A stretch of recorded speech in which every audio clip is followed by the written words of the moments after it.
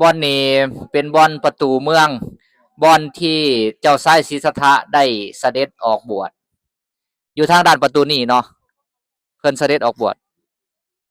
อยู่ทางด้านประตูนี้เนาะเพิ่นเสด็จออกบวชนี่อยู่ทางด้านนี้กาขี่ม้ากันทกะพร้อมด้วยนายชันนะอมาตย์ออกไปตอนกลางคืนพอเพิ่นเสด็จไปเที่ยวพระนครกลับเข้ามาเขาแจ้งข่าวว่าพระนางพิมพานี่ได้ประสูติพระราชโอรสก็คือพระราหุลตอนนั้นเพิ่นได้ทราบข่าวว่าประสูติพระราชโอรสก็เลยอุทานขึ้นว่าลาหูลังชาตังลาหูลังชาตังแปลว่าบ่วงเกิดขึ้นแล้วบ่วงเกิดขึ้นแล้วบ่วงที่จะคล้องมัดใจเพิ่นบ่ให้ออกบวชหรือว่าบ่ให้ออกไปแสวงหาโมกขธรรมเพราะว่าตอนนั้นกำลังไปเห็นสมณะเด้เนาะก่อนหน้านั้นก็เห็นคนแก่คนเจ็บคนตายก็อยากจะหาทางหลุดพ้นบัดทีนี้ก็ไปเห็นสมณะก็ว่าสมณะนี่แหละเป็นเพศที่สงบเหมาะแก่การแสวงหาโมกขธรรมตอนนั้นอารมณ์กำลังดูดดื่มอยู่กับการที่จะออกไปแสวงหาโมกขธรรมจิตใจก็มุ่งไปในการที่จะออกบวชพอมาได้ทราบข่าวว่าภรรยาคือพระนางพิมพานี่ได้ประสูติพระราชโอรสแล้วก็เลยว่ามีบ่วงผูกในใจมีเครื่องผ่องมีเฮ็ดให้จิตใจนี่จะผูกพันก็เลยอุทานคือว่าราหูรังชาตังราหูรังชาตังตัวนั้นก็เลยได้เป็นชื่อของพระราชโอรสก็คือพระราหุลพอเข้ามาสู่ห้องก็เห็นนางสนมทั้งหลายนอนละเนระนาดกันไปเวลาคนนอนขาดสติเนาะทั้งผมยองทั้งเอียงผ่าลุดผ่าลุยทั้งนอนกลนแน่ทั้งน้ำลายไหลเต็มปากเต็มยังเห็นแล้วก็เป็นอาการที่แบบบ่งดงามนะจากที่ว่าแต่งตัวหิ้มห้อยมาเบิ่งอีกตอนเวลานอนขาดสตินะบ่เป็นตาเบิงเลยเนาะบ่เป็นตาเบิงเลยก็ยิ่งเพิ่มเกิดความเบื่อหน่ายขึ้นไปอีกแล้วก็แนมเบิ่งหน้าพระนางพิมพาอะไรก็เบิ่งหน้าพระราหุลกุมารแล้วก็เบิ่งพวกนางสนมทั้งหลายโอ้เป็นตาเบื่อนะกันเลยเสด็จออกบวชตอนกลางคืนเลยเนาะกับนายชนะอมาตย์แล้วก็ขี่ม้ากันทกะเสด็จออกไปทางนี้ไปสู่ฝั่งแม่น้ำอโนมานะอันนี้เป็นบอนประตูด้านที่เพิ่นเสด็จออกบวชไปผู้ใดสิตามไปบวชนำ ไปทางนี้ เอาไปที่นี่ไปต่อเนาะอย่าบอกกินเวลาหลายในสถานที่ต่างๆตามมาอาบน้ำบัดนี้มาอาบน้ำโยทางด้านหน้าเป็นสระโปกคารณีสระโบกคารณีบอนสระที่เจ้าชายสิทธัตถะได้อาบน้ำได้ทรงสนานเนาะมาตามมาทั้งพี่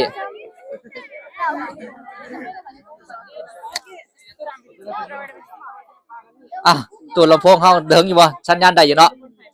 อันนี้เป็นสระโปกคารณีผู้สิลงอาบน้ำกับสิทาสระโปกกรณีบอนที่พระเจ้าสุโธทนะได้สร้างขึ้นมาให้เจ้าชายสิทธัตถะได้ทรงสนานได้อาบได้เล่นนะเรียนต่างๆกันอยู่วันนี้เป็นสระโปกกรณีปัจจุบันก็เป็นสระบัวเป็นสระบัวเป็นสระพักตบเป็นสระพักเอียงพักแวนบ่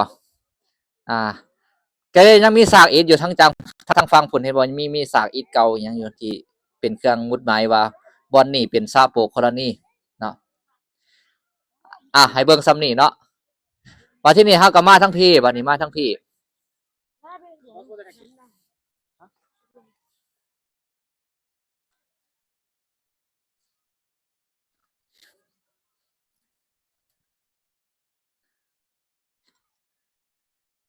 ซากอิฐตามสองข้างทางที่เฮาย่างมาบ่อนทั้งกลางทั้งหน้านั่นบ่อนนั้นเป็นโซนปราสาท3ฤดูเป็นโซนปราสาท3ฤดูของเจ้าชายสิทธัตถะปราสาท3ฤดูมีฤดูหยังแหน่ฤดูร้อนฤดูหนาวฤดูฝนเนาะยามฤดูร้อนก็จะไปประทับอยู่ที่ปราสาทฤดูร้อนก็จะเป็นปราสาทที่ปลอดโปร่งโล่งสบายมีลมสามารถพัดผ่านได้สะดวกสบายอากาศปลอดโปร่งเป็นฤดูฝนก็จะเป็น ปราสาทที่มีมุมที่บังต่อป้องกันฝน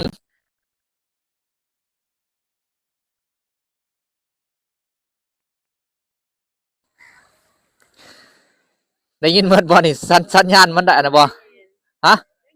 ได้ยินเนาะส่วนปราสาท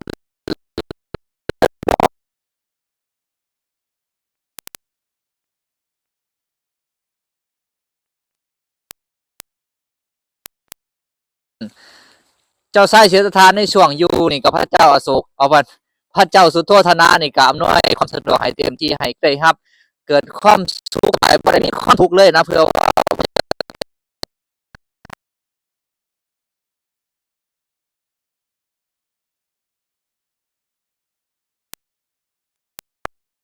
นั่นก็เพราะฉะนั้นก็เลย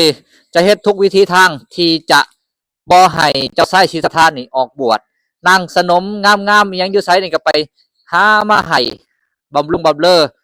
ให้เต็มที่อำนวยความสุขให้เต็มที่นี่ทางด้านหน้าเลยบริเวณปราสาท3ฤดูนะทางด้านหน้านะ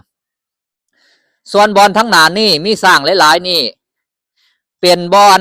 ห้องบรรทมของพระนางสิริมหามายาบอนที่พระโพธิสัตว์เจ้าเสด็จลงมาจากสวรรค์สั้นดูซิดแล้วเขามาสู่พระคันของพระนางสิริมหามายานี่เป็นห้องบรรทมของพระนางสิริมหามายาแล้วตอนนี้เขากำลังเอาขีดตมเอาหยังมา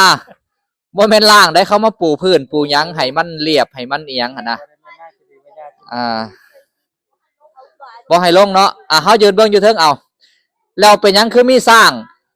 สร้างนี่ก็เป็นสัญลักษณ์ตอนที่พระนางสิริมหามายาได้สุบินนิมิตฝันว่าสร้างเผือกเนาะสร้างเผือกได้นำเอาดอกบัวมาถวายเพราะฉะนั้นเขาก็เลยมีปั้นเป็นรูปสร้างรูปมีหยังเรียงรายกันแถวนี้แถวนี้แหละเพราะฉะนั้นห้องนี้เป็นห้องสำหรับคนมีบุญลงมาจากสวรรค์มาเกิดเพราะว่าพระสัมมาสัมพุทธเจ้าตอนเป็นพระโพธิสัตว์ก็จุติจากสวรรค์สั้นดุสิตเขามาสู่พระคันของพระมารดาค่ะเพิ่นกับบรรทมอยู่บนนี่แหละคืนมื้อนั่นก็ได้ฝันว่าสร้างเผือกนำเอาดอกบัวมาถวายก็เป็นเครื่องหมายว่าคนมีบุญมาเกิดเนาะโหราจารย์ก็ได้ทำนายความฝันว่าจะมีพระราชโอรสที่มีบุญญาบารมีลงมาเกิดอันนี้ก็ให้เฮาทานทั้งหลายได้เบิ่งได้หยังซั่นผู้ใดสิถ่ายรูปก็หันหลังไปแล้วก็ถ่ายเอาเนาะแล้วเฮาก็จะไปได้นี่ออกแล้วมื้อนี้ออกจากพระราชวังออกบวชตามเสด็จพระสัมมาสัมพุทธเจ้าก็ซ้ำเฮาเห็นนี่แหละเนาะพระราชวังที่เป็นธงเป็นหยังนี่นะมีความหมายคือกันเด้ชาวเนปาลเขามีความเชื่อว่าอันในธงนี่เขาจะเขียนเป็นมนต์เนาะเขียนเป็นมนต์เป็นอีหยังเป็นมนต์ตาเป็นอักขระแล้วเขาก็ห้อยเรียงรายไว้เพื่อให้ลมที่พัดมา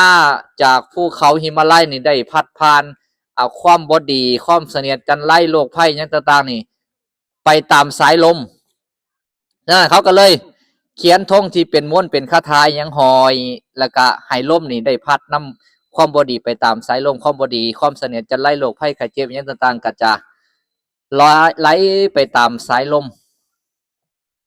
ไหลไปเนาะแถวนี้แหละเป็นบริเวณปราสาท3ฤดูแล้วก็อยู่ข้างครัวเฮานี่ก็คือต้นมะม่วงนี่ต้นมะม่วงส่วนด้านหน้าเป็นต้นมะข้อเนาะผู้ใดบ่เคยเห็นมีต้นมะม่วงทั้ง2ต้นนี่อายุก็น่าจะหลายร้อยปีอยู่นี่เบิ่งต้นใหญ่ๆนี่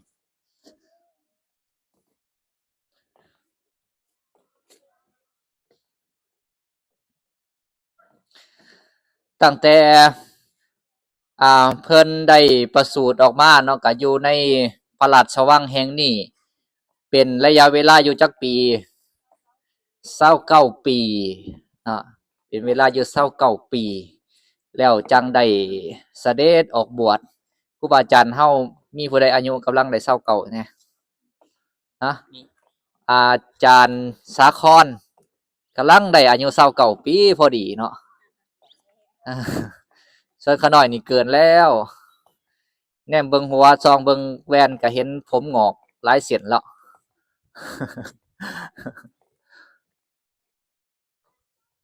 ก็ประทับอยู่29ปี ออกบวชแสวงหาโมกขธรรมบำเพ็ญทุกขกิริยาอยู่6ปีเนาะ6 ปีบวก29เป็นเท่าใด35พอตอนเพิ่นอายุได้35ก็ได้ตรัสรู้เป็นพระสัมมาสัมพุทธเจ้าที่ว่าบำเพ็ญทุกขกิริยาอยู่6ปีนี่บ่แม่นเฉพาะดงคสิริเด้การในสถานที่อื่นๆแน่อย่างเช่นว่าก็มาอยู่กับอาจารย์อุทกดาบทอาราลาดาบทนี่ก็มันก็ใช้เวลาเป็นปีพุ่นเด้เป็นปี2ปีมาศึกษาอยู่นำจนได้ชั้นสมาบัติ7ชั้นสมาบัติ8จังได้จากลาไปที่ดงคสิริเฮาย่างออกเลยเด้อย่างออกเลยจะลุกก็โอยจะนั่งก็โอยเหมือนดอกไม้โรยบ่มีเกสรนะก็ก็เลยถามว่าเฮาก็จะเป็นแบบนั้นบ่แม่นแหละพระองค์ก็จะต้องแก่คือกันแบบนี้แหละทุกคนเกิดมาก็ต้องแก่โอ้เนาะคนเฮาเกิดมานี่ต้องแก่ก็เริ่มเกิดความสลดแล้วบัดนี้เนาะว่าในอนาคตอีกข้างหน้าเพิ่นก็จะต้องเป็นแบบนั้นนะก็กลับมาพระนครอีกก็ออกไปใหม่อีกนะออกไปใหม่อีกก็ไปเห็นคนเจ็บนี่ก็ห้องค่อนข้างทุกข์ทรมานอยู่อันนี้คือหยังอันนี้คือคนเจ็บขาน้อยโอ้คนเจ็บเนาะเป็นตาทรมานเนาะเฮาก็ต้องเจ็บบ่พระองค์ก็จะต้องเจ็บคือกันเมื่อมีโรคภัยไข้เจ็บห่างไกลบริหารบ่สมบูรณ์บริหารบ่สม่ำเสมอก็จะเกิดโรคภัยไข้เจ็บก็จะต้องเจ็บคือกันก็น้อมเข้ามาหาเจ้าของอีกโอ้เนาะห่างไกลสังขารของ